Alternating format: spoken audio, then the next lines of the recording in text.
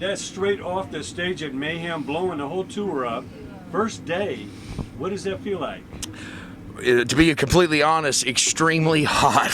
It is, the crowd had so much energy, you couldn't help but go out there and just give them your all. And now, I'm kind of regretting that. It's the day after the 4th of July, and you know how most Americans celebrate it.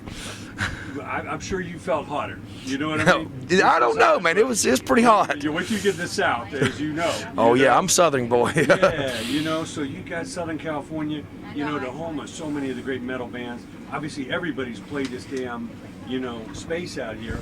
Tell us about the road to Mayhem. How did it all happen? It's been a long road, actually. Earlier this year, we did Soundwave. Is it on? Earlier this year, we did Soundwave, and went out with a lot of the guys that are already out here already. I've seen a lot of old faces that we toured with out there, and then we came back home and we went to Moscow, Russia, and then we came back and released our brand new album, The Righteous and the Butterfly. Did 2 weeks, more Midwest, Southern tour, and then we came back home, and then we took off last week, and we've been working our way from Cleveland, Ohio, all the way out here to San Bernardino for the first day of Mayhem. Man, I know whatever you can do, you're still not prepared because it's all these stages, all this action. What's it like to go to Moscow? Is that first time? That was our first time. It was. We're American, and it felt. You're in a different land. It's not America. It's a very beautiful place. Very beautiful. Different perspectives It's and got a military presence. They have a 3 in their alphabet. They have a 3 in their alphabet. That's pretty good. An N riding a skateboard. I'm not sure.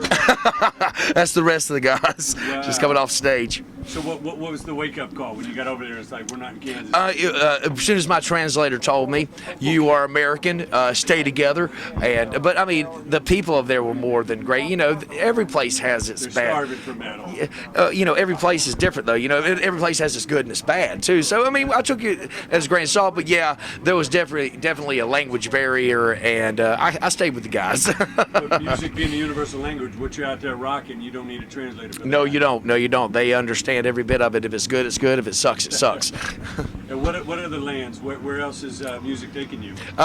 So far, me and the group, that's it. The rest of the guys have done Europe back in 2002 with Ozfest, and we've done Canada, and then just those. So this is.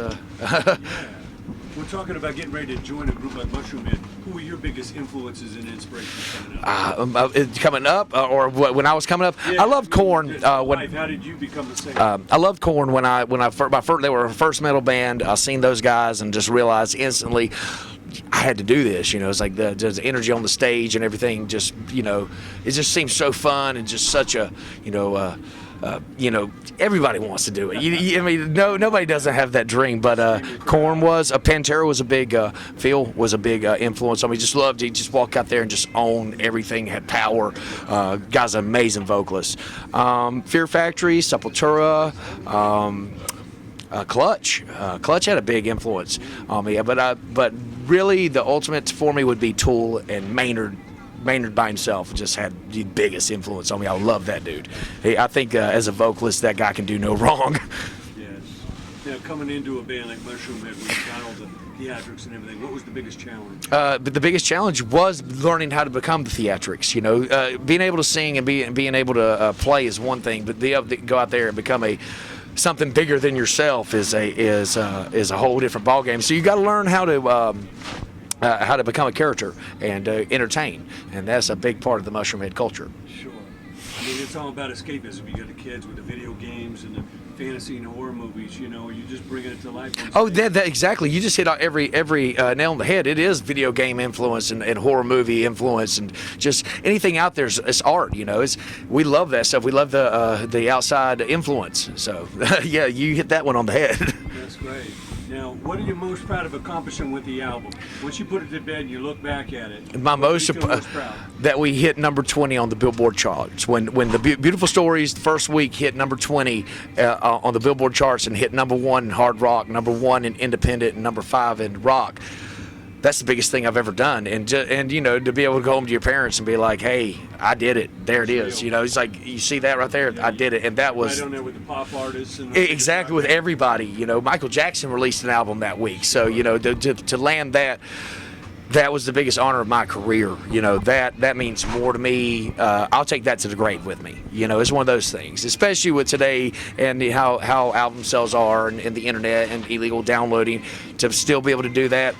Thank you. That's amazing. Now, when you get on the inside and you see how much dedication, perseverance, how much work it takes to really bring this kind of show or be competitive, be out here on a Mayhem Festival, what advice you give to that young band and player today to even have a shot?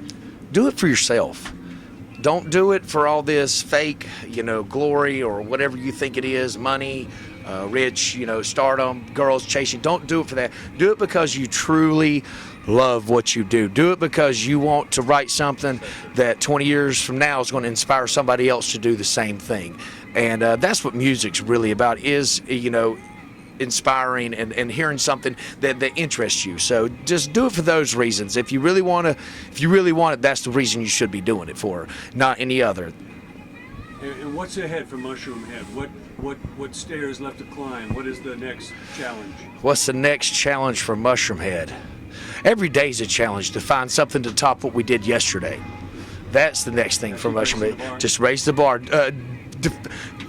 Go further than what we did yesterday is the goal for Mushroomhead, and we've been doing it, you know, for 21 years now, and I want to be doing it for 21 more.